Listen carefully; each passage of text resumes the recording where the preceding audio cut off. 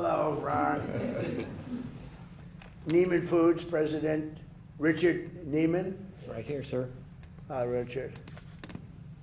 Piggy, well, that's a nice, right? Piggly Wiggly franchise owner. And that's a big company, too. It's actually a cute name. Kevin McDaniel. Where's Kevin?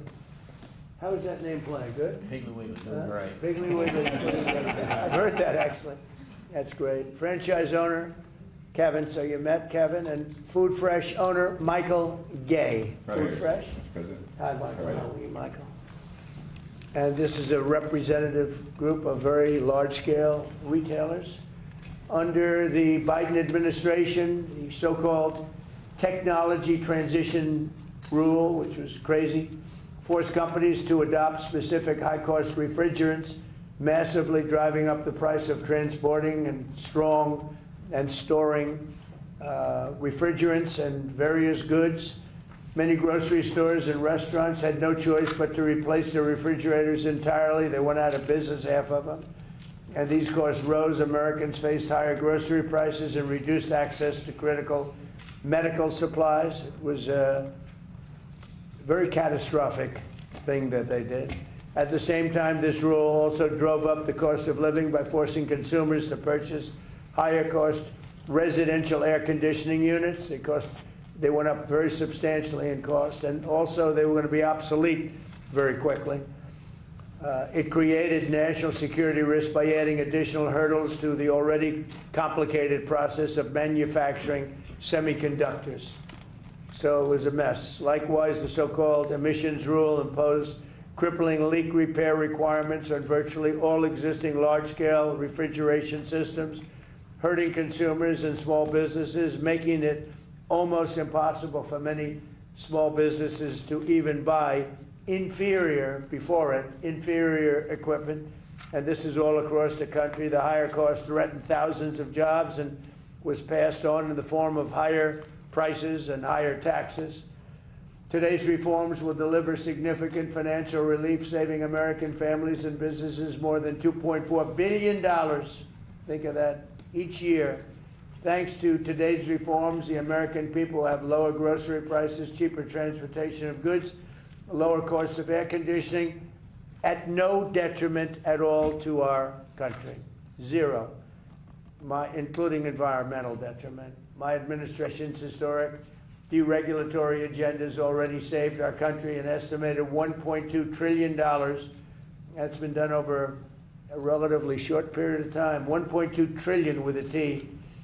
We're committed to fixing the and really completely ending Biden's disastrous regulatory policies and delivering financial relief to each and every American, which is what we're doing. This was a tremendous burden, a tremendous cost. These people had to live with it, not only refrigerants, but a lot more. And it was making the equipment unaffordable. And the actual benefit was nothing. It just made it worse. It made life worse, and it made it worse, and it drove up costs tremendously. So now I'd like to ask Administrator Lee Zeldin, who's absolutely fantastic. He's doing an incredible job. We're proud of you, Lee. Really, the job you're doing is incredible. Followed by Greg, Kevin, and Michael. Is that okay? Lee, go ahead, please. Well, thank you, Mr. President. As you know, many Americans were expressing a lot of frustration and anger of this rushed, frantic, reckless sprint by the Biden administration to phase out reliable equipment for grocery stores, for restaurants, and for homes. And the consequences, well, they've been devastating. And once again, the Trump administration is answering the call, which will lower the cost of living for hardworking American families.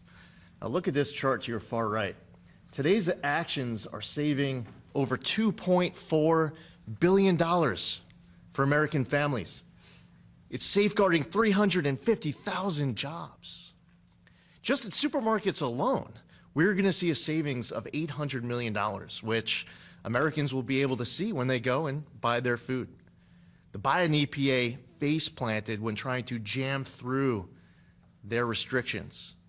Americans who wanted to be able to fix their equipment were instead being required to buy far more costly new equipment, and that just doesn't make any sense. refrigeration trucks were being handed impossible restrictions to meet.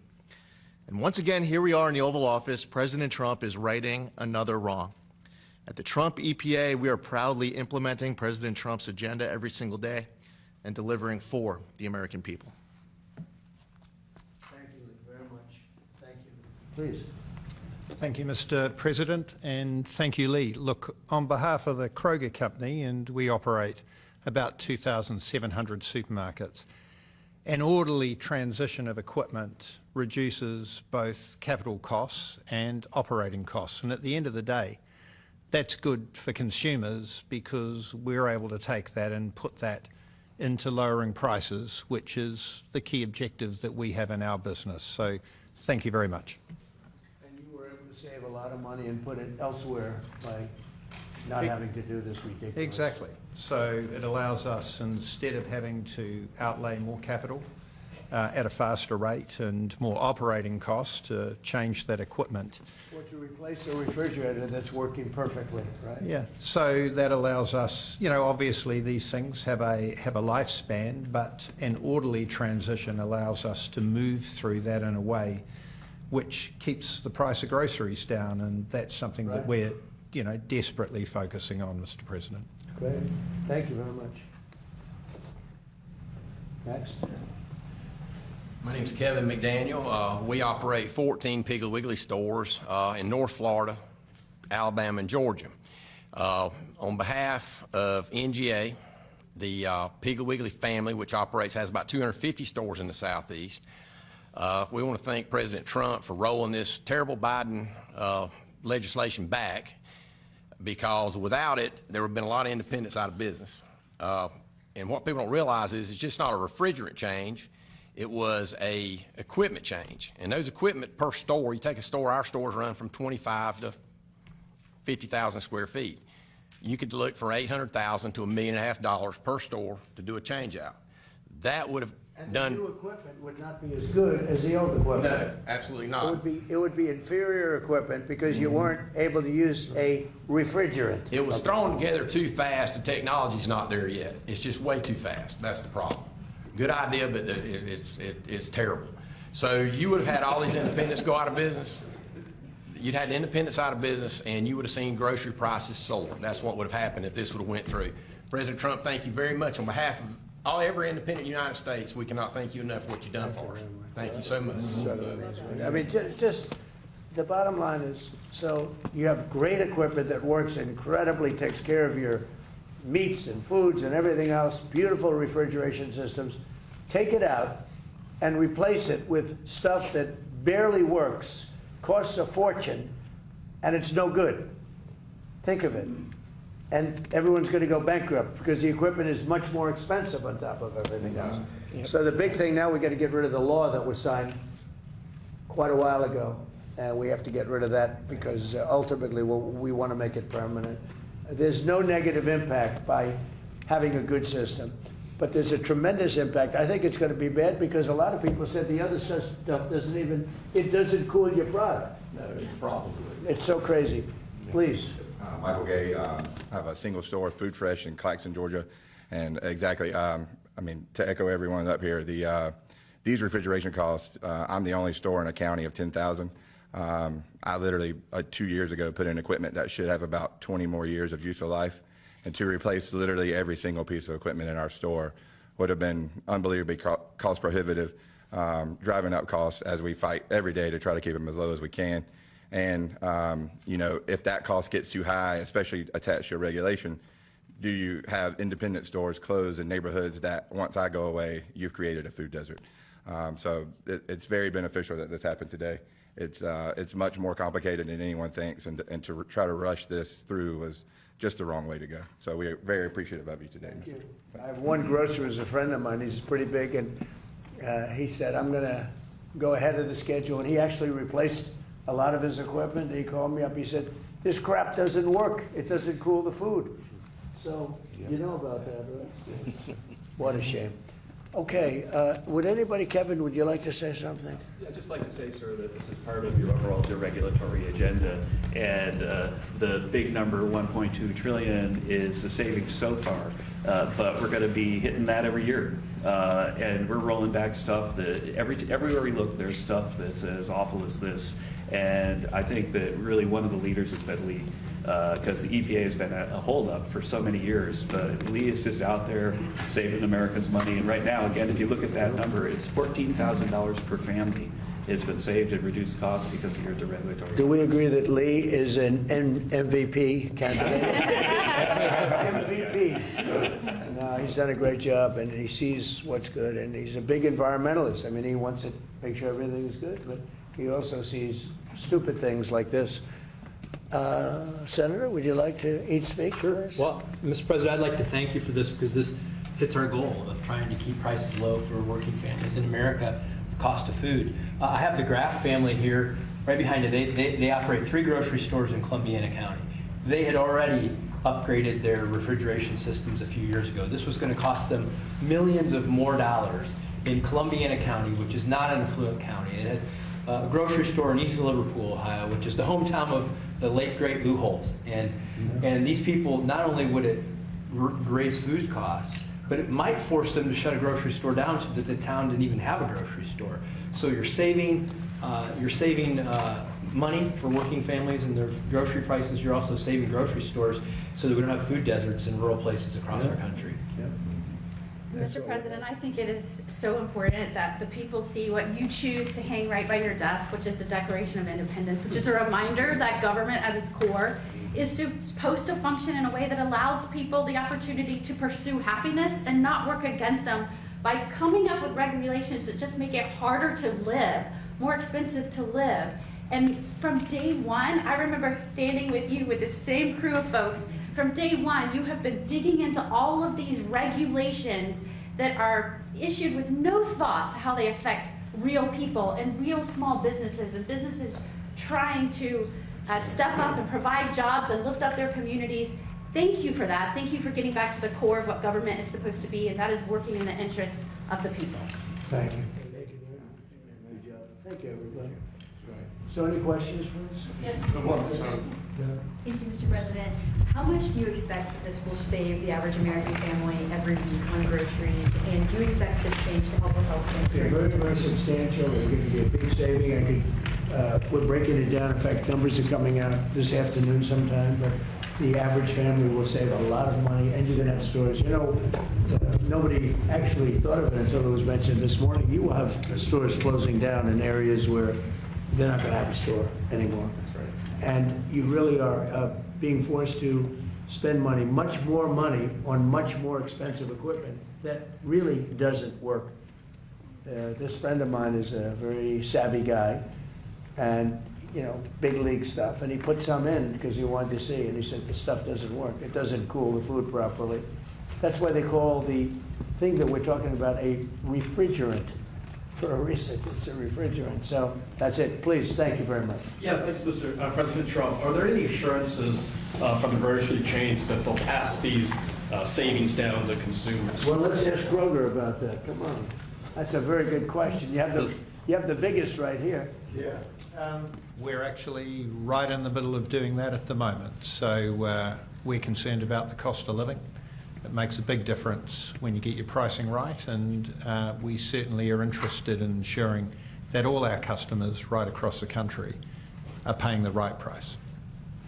You know, if it were the right thing to do, if it would be, you know, bad for the environment what they had, I'm all for it. I'm all for that stuff. But when you're forced to put in very inferior equipment that's not going to work, you're going to be wasting a lot of food product because it doesn't cool the food properly.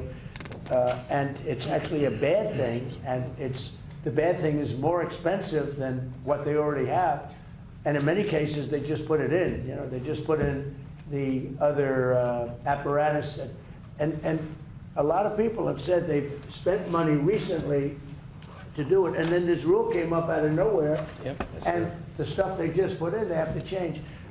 I'd be all for changing if it was good, even if it was a little bit good. But this is actually bad. Yeah, do you not have any environmental concerns, though, with this? No, there is no environmental concern. And Lee covered that really well. There's no environmental concern. It's not going to have any impact on the environment. Mr. President, with many Americans concerned about affordability ahead of the midterms, there is some backlash among Senate Republicans to some of the other priorities, the ballroom and the anti-weaponization fund. You clearly still have a stronghold in the Republican Party. Your candidates did very well this week during the primaries, but are you losing control My of the Senate? candidates did well. Not all candidates did well. But are you losing control of the Senate, sir?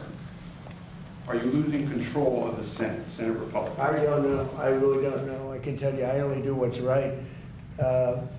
I don't need money for the ballroom. You know, I'm making a gift of the ballroom. This is the biggest misreporting that I've ever seen. The ballroom is being built. It'll cost. It was going to be $200 million. I've doubled the size of it because we need it, and it's being done in conjunction with the military and with the very much in conjunction with the military and Secret Service. We're on time, on budget. It's going beautifully. Have all the money I need. We're making a gift to the United States. They came along and they said, we want to make it the White House overall, more secure. And I understand that. Not for me, because I'll be gone, you know. I'll be gone and you'll have somebody else in for hopefully hundreds of years. But that's what they're doing it for. The ballroom is paid for. It's a gift. I mean, I want to make it clear because so many people say, I thought you were giving this away. And all of a sudden, the money that they're spending is for security, having to do maybe around the ballroom and other parts of the house.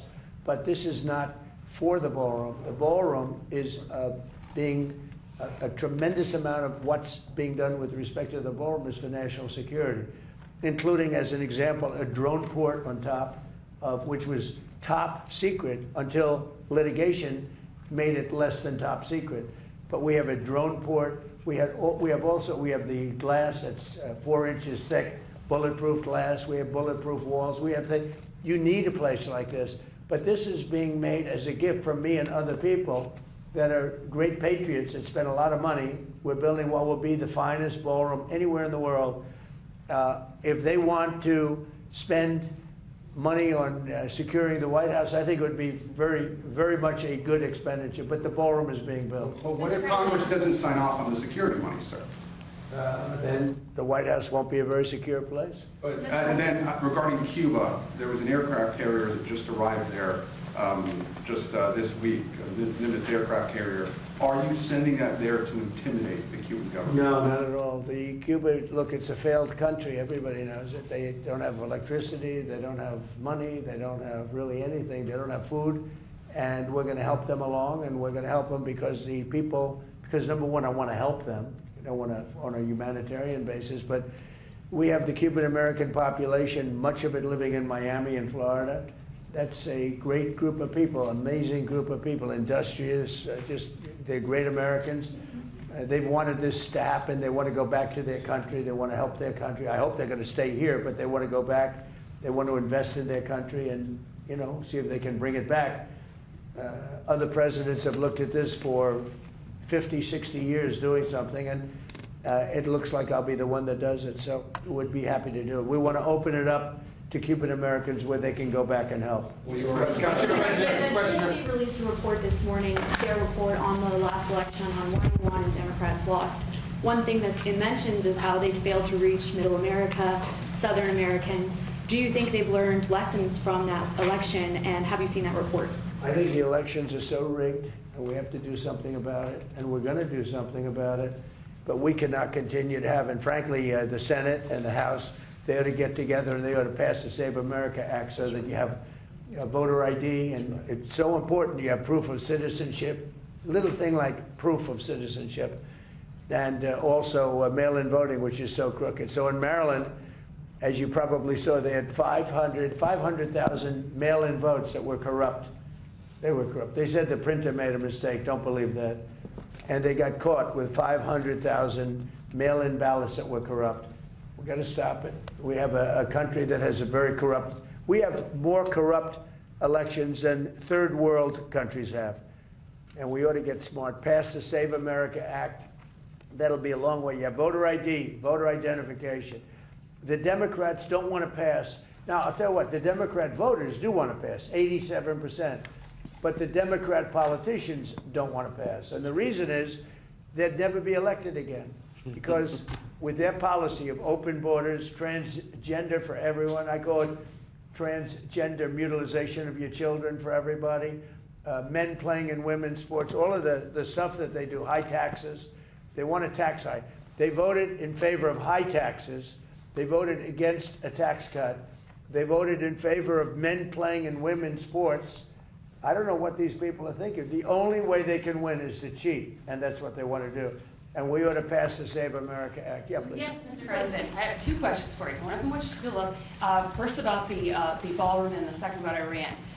First, I'm curious, what is the stone that you're going to be using? And I ask that for a reason, because I live in Stafford County, and you know a lot about history and stuff like that. So you know that the stone that was quarried for the Capitol and the White House is from Stafford County. They still have quarries, so hint, hint, down there. Just curious. Okay. Mostly marbles and granite. All right, excellent. And then my second question is, the Vice President mentioned the other day there will be accommodations, they were willing to make accommodations with the Iranian deal.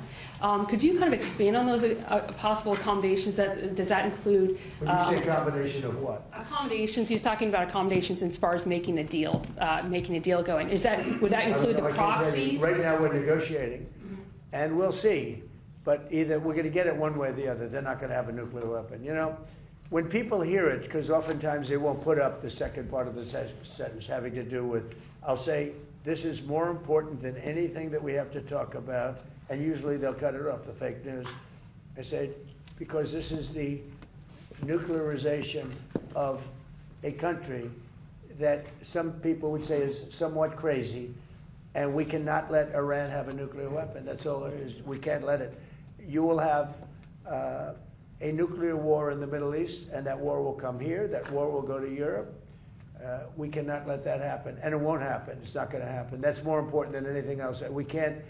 I can think of nothing that's more important than the fact that we cannot let Iran have a nuclear weapon, and we won't. Yeah, Jeff. Following up on that, sir, Iran is negotiating with Oman to set up a formalization of charging tolls in the Strait of Hormuz. Is that acceptable to you? Well, we're looking at it. We hear about it. They've negotiated. They've had a relationship with them before, and we'll see. We have total control of the Strait of Hormuz, as you know, with our blockade. The blockade's been 100% effective. Nobody's been able to get through. It's like a steel wall. It's our Navy. We have the greatest military anywhere in the world. We wiped out their Navy. We not wiped out their air. I think they're down to about, I would say we knocked out 85% of their missile capacity. It's very hard for them now to build missiles, to build drones. We have great drone technology, anti-drone technology now that frankly we didn't have even 2 months ago. We have unbelievable drone technology, both for making them and also for knocking them down. But look, we're going to either make sure they don't have a nuclear weapon, or we're going to have to do something very drastic. And the people of the country, I believe when it's put to the people of our country, they will all agree that we cannot let Iran have a nuclear weapon. How do you want things to end up? Just one follow-up on that. How do you want things to end up with the Strait of Hormuz, though? Would you like them to have control of that? We want it free. We don't want tolls.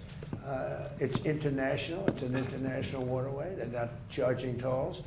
Right now, they are losing $500 million a day is what it's projected. I don't know, it sounds like a lot of money, but whether it's 500 or 200 or 300, they're losing a lot of money. There hasn't been a ship that's been able to get through without our approval. And the Navy has done an amazing job. And no ship is going to Iran, as you know. No ship is going to, or out of Iran without our approval. Can they keep their highly enriched uranium? No, we get the highly enriched. We will get it. We don't need it. We don't want it. We'll probably destroy it after we get it, but we're not going to let them have it. Okay? Mr. President, I have two questions. First on deregulation, the second on the Supreme Court. You, coming from business, you've seen the effects of what unnecessary red tape can do to business. Do you believe that given the amount of deregulatory actions you've taken along with this, the rolling back the endangerment finding, the CAFE standards, with your tax cuts and tariffs, do you believe that you've made the United States the most pro-business, pro-investment country in the world? Yeah, thank you very much for that question, because we are, for every one new regulation that we add, we're getting rid of 20 to 30 to 40, and now it's actually at an even number. In my first term, for every regulation that was added, we got rid of a minimum of 10. And I understand, Lee, that it's up to 43 or 44 right now. So if we add a regulation, we get rid of 43, 44. We're making it a much more pro-business, pro-people. You know, regulations are very costly for the people. They're bad for everybody. They're bad for jobs, bad for everybody. And we have, as of today, we have more people working in the United States than at any time in the history of our country. To me, it's one of my favorite stats. But we have more people today working in the United States than at any time in the history. And this is with the Iran conflict. That'll end soon, very soon. And when it ends, your gasoline prices will go down lower than they were before.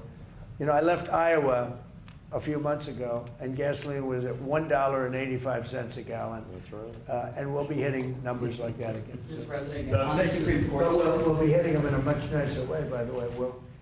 We will be hitting them, and we will have a country that will not have a nuclear weapon. Yeah, Daniel? So why has today's executive... On the Supreme Court, sir, we're still waiting for the decision on birthright citizenship. Yeah, you attended the oral arguments of that. Can you just explain what's at stake with that decision, sir? It's a big decision that we're waiting for from the Supreme Court.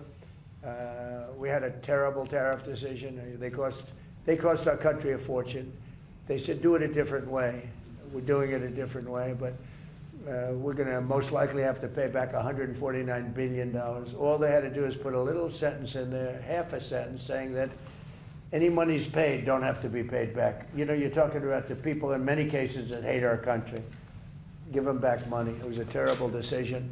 And it's not going to affect because we do the tariffs a different way. The tariffs are what's bringing in all of this money. It's really made our country rich, modernly rich. Now we have another one coming up, which is birthright citizenship. And we're the only country in the world that has it. You step into our country and you're all of a sudden a citizen. You come in a certain way. This was not meant for Chinese billionaires to have their children become citizens of our country. This was meant, or other rich people, poor people. This was meant for the babies of slaves. This was signed right after the Civil War. You look at the dates alone, immediately after. This was having to do with the babies of slaves. And people have used it. And if this is allowed to stand, it will be a disaster economically for our country. And you'll have 25% of the people coming into our country coming in through birthright citizenship. And we won't have any control. This decision by the Supreme Court is a very big one. They'll probably rule against me because they seem to like doing that. You know, frankly, I'm not happy with some of the decisions. Look at NIL. Look what they've done. Look what the courts have done to college sports. They're destroying college sports. They're destroying universities. But birthright citizens are a big deal. And literally, if that's allowed to stand, and again, this was a civil war. This was right after the Civil War. And it has to do with the babies of slaves. It doesn't have to do with the babies of very rich people coming into the country. One of them came in with 57 children. Okay, 57 children. They're using the system, and it's usually people that hate our country, if you want to know the truth. Birthright citizen is done by no other country in the world the way we're doing it. We're a laughing stock. And if the Supreme Court approves that decision, they have done a great disservice to the United States of America, just like they did a great disservice by costing us $149 billion on tariffs by saying do it a different way. Get the same result, do it a different way. We should have won that decision. We had a very strong, very powerful dissent. We had 3 dissents. So it wasn't like a unanimous decision by any means. We had very powerful dissents. When you read that dissent, people that read that dissent say, you really should have won this case. We should have won that case on tariffs. That case cost our country $149 million. It goes to people that hate our country. So now we have another one coming up, birthright citizenship. It would be a disgrace. It would be a disgrace if the Supreme Court of the United States allows that to happen.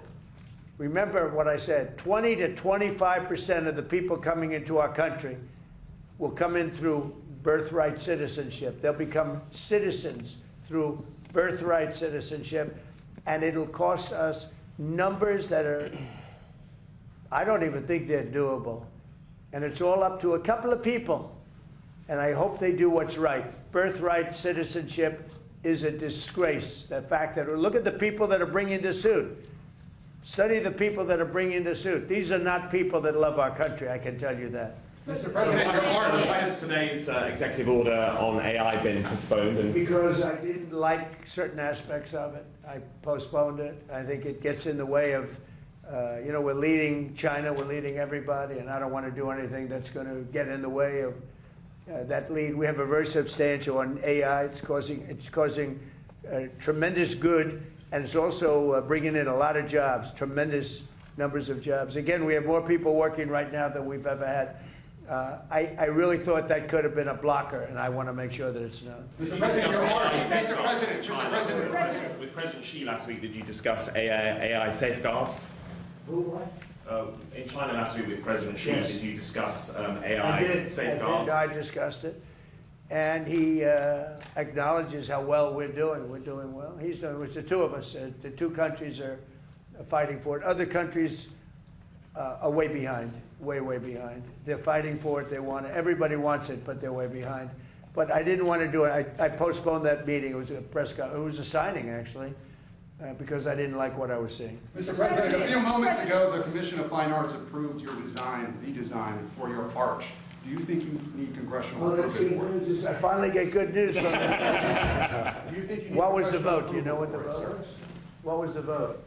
I'm just seeing the headline here. I don't have the exact vote. But So we're building what's called the Triumphal Arch right opposite the Arlington Memorial Bridge, right by Arlington Cemetery. It's beautiful. It's the Arc de Triomphe would be the one that you would probably know in Paris. It's one of the most beautiful. It's a very similar size, slightly larger. We have to do slightly larger. It doesn't have to be a lot larger. Otherwise, you'd all be disappointed in me.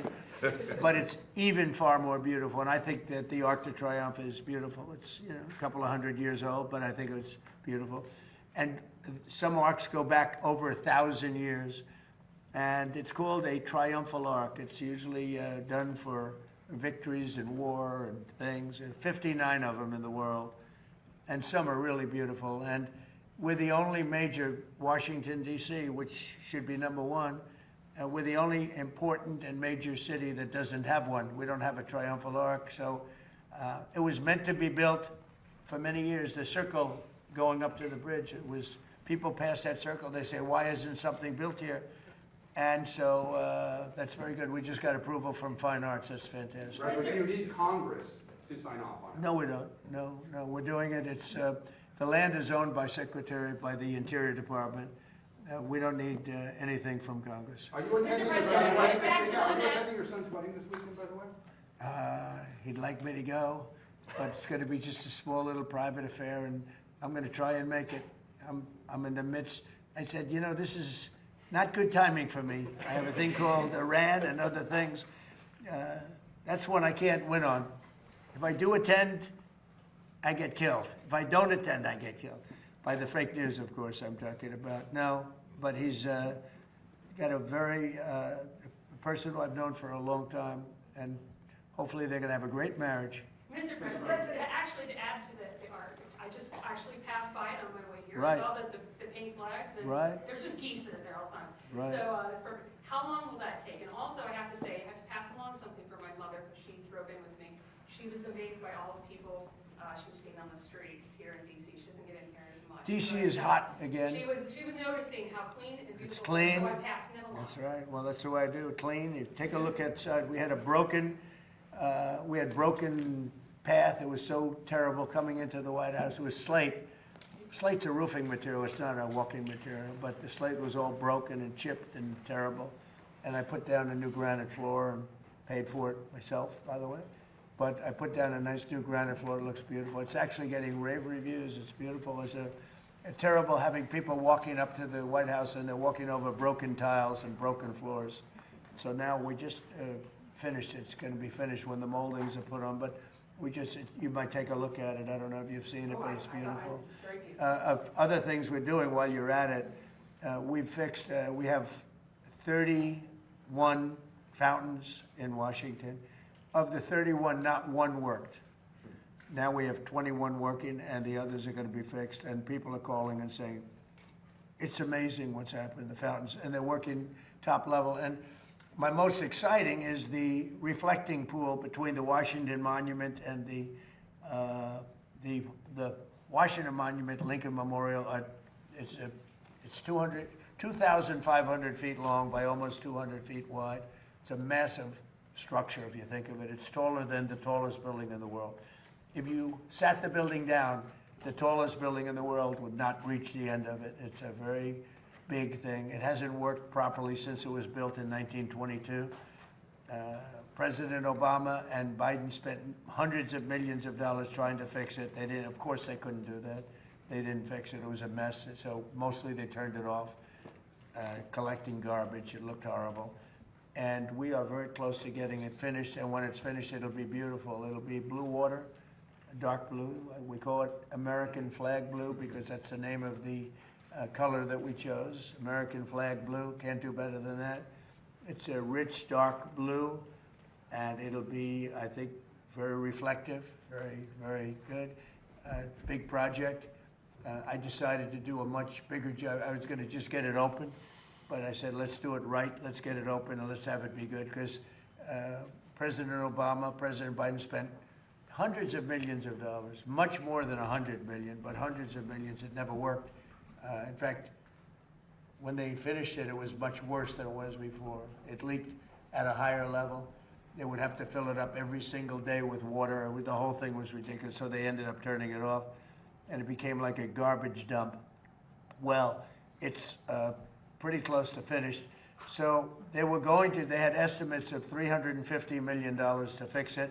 I'll be doing it for a tiny fraction of that.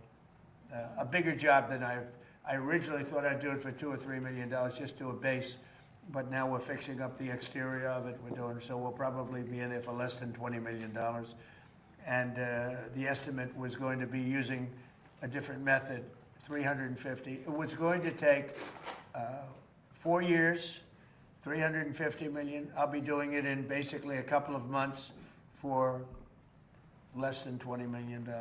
That includes all of the exterior base, which I never included in my original numbers. When I went there last week, I saw the exterior was in very bad shape, as well as the interior, so I said, we're going to fix that too. The stone. It's going to be beautiful. When that's done, you might see it. It's probably 3/4 done. We have rain delays. We get a lot of delays, but that will be something special. The reflecting pool in front of the Lincoln and Washington monuments. I think it's going to be incredible. It's largely done. If you want to go see it, you can see it before we put the water in. The key is to have it done before July 4th. We want to see if we can have it done before July 4th. But we have about 20 or 21 of the water features in Washington open. And I can say, top of the line, they look better than they did the day they were built. Some of them have been closed for 25, 30 years. There's been no water for 25 or 30 years. And they're really beautiful. Some of the fountains are as beautiful as I've ever seen, and you probably see them. And in addition to that, you brought up something. Washington, D.C. is now a safe city. We had a city that was one of the most unsafe cities anywhere in the country, and now it's considered a very safe city. Restaurants are opening. Restaurants were closing. You couldn't go to a restaurant. The restaurants were closing all over because of the danger from during the Biden administration. Now you have restaurants opening, it's thriving, and it was very nice that you said that. I like this reporter, I have to no, it's nice. We have a vibrant city again. People are going out. I have a lot of people in the White House. Every time I see somebody, they thank me, and I know immediately what. They thank me for making the city safe. They walk to work now. Before that, they'd take Uber or something, and they felt unsafe even in Uber. You know, we moved over 5,000 people out of the city, career criminals that came in through the open borders and other reasons. And we moved over 5,000. And an interesting statistic is that 2% of the population creates 91% of the crime. And the reason I like that is that you can handle 2% of the population. Mr. Kroger. I see, do you have stores in Washington? You see a big difference? We do. Boy, you said the right thing. That would have been the end of Kroger. All right, okay, we'll do one or two more. Please, in the back? Yeah, please. Do you think Democrats are genuine in their focus on affordability, especially after they delivered 40-year high inflation last time they were in power? And then, or do you think they're using it or focusing on it as a means to try and win midterms and begin the impeachment process? The second. Look, the Democrats had the highest inflation in the history of our country. 48 years, they say, but the history of our country. They had the highest inflation that we've ever had. When I inherited it, I inherited very high prices. And from day one, they said, affordability. Affordability is a word, because they're good at that. They're good at words, but I'm good at words too. But they hit me with affordability. I'd just gotten there. They hit me with eggs. We had a news conference on my third day, and they said, egg prices are through the roof. I said, I just got here. Tell me about eggs. And we got the prices down, way down, actually lower than it was 4 years before. But we've gotten everything. The thing that we have now, the only thing that's really of great concern, two things. Beef is coming down, and the reason is they put restrictions on beef under the Biden administration, and it takes a while to settle that, but prices are down. But the big thing is, of course, energy. We had the energy way down, but I had to do a journey to Iran. I had to say, you know, we just hit the best markets. By the way, the stock market today is at the highest it's ever been, and we've had 59 of them, 59 days out of a very short period of time where the stock market hit all-time highs. So we have an all-time high stock market. We have all-time high job numbers. We have 401ks just hit the highest number they've ever been. So many of you have 401ks. That means you're richer than you've ever been. And we're doing really well. But they came up with this word, affordability. But it's them that caused the problem. And they used that word, Senator, they used that word right from the beginning. I was in one day, and I heard somebody on television say, affordability. And I inherited this mess from them. But we've got it in great shape. The country's doing well. We're respected all over the world. This country is respected. We're the hottest country. We were a dead country 2 years ago.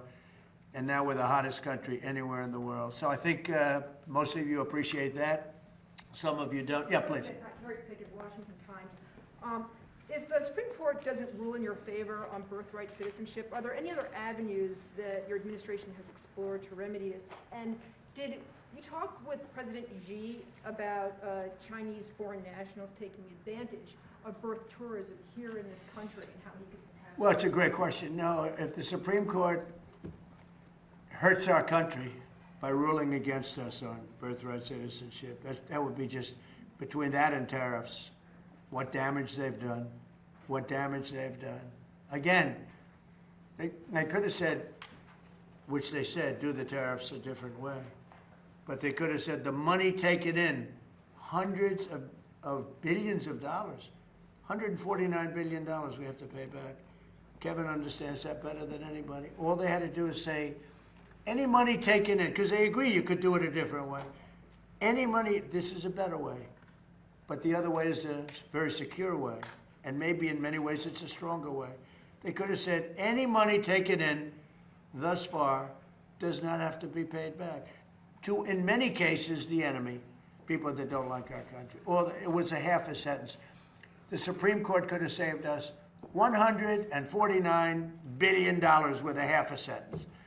But they chose not to do that. Now they have a ruling which is a much bigger ruling, actually, birthright citizenship.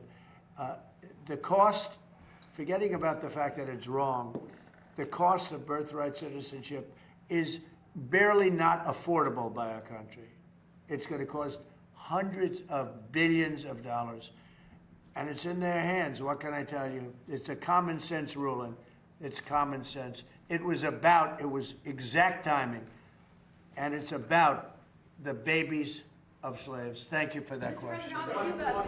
Right, you go again. Thank you, Mr. President. So do you think if Democrats were to take control of Congress again, they would immediately begin the impeachment process? I think if Democrats took control of the Congress, I think that, and let's say took control of the country, I think that this country's finished. These people are sick. They suffer from Trump derangement syndrome, but really they have bad policy. They have horrible policy. They cheat on elections. They get elected by cheating on elections. But you would have 2 states added. They'll terminate the filibuster immediately. Republicans should do that. They'll terminate the filibuster. You'll have Washington, D.C., and you'll have Puerto Rico as a state, which will be a disaster, which would be 4 Senate seats, tremendous numbers of electoral college votes. You will have that's really bad, but you will have the destruction of our country. They want to go to 21 Supreme Court judges. That's their perfect number. They talk about 13, but they want to go to 21 Supreme Court judges. If they get in power, I think this country would be maybe finished. If I didn't win the election, I'll say this, we've become the hottest country anywhere in the world. We were a dead country 2 years ago. If I didn't win this election, we would have been a country that was essentially, I don't even know that we would have been a country any longer. They were destroying our country. They were letting hundreds of thousands, millions of people pour through our southern border, criminals, people from jails, people from mental institutions, drug dealers and drug addicts. They were sending everybody, countries were sending everybody that they didn't want by the millions, 25 million people. If I didn't win this election, I believe our country would have been finished. Thank you very much, everybody. Thank you, Brad. Thank you. Thank you, Brad. Thank you, guys. Thank you, guys. Keep moving. Thank you, guys. Thank you, guys. Keep going. Thank you, guys. Come on, guys.